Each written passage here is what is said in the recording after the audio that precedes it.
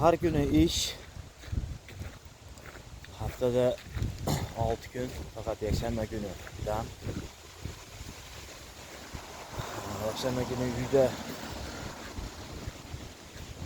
yotib ham zerikadi odam. Yotasiz, telefon o'ynaysiz. To'y yuvasiz. Biron bir ovqat qilsangiz mumkin. Kun bilan ba'zi kun o'tmaydi. Shuning uchun tabiat qo'yniga aylangani qilib turish kerak. Undan charchoq yozilmaydi. Men shunaqa qolganlar bilinman.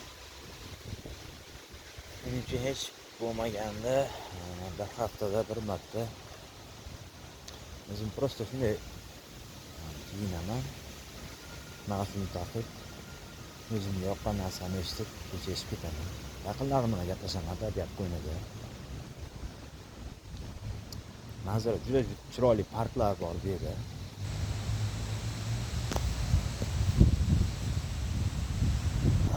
Sayrga ham chiqib turish kerak, shunday qilib aytganda.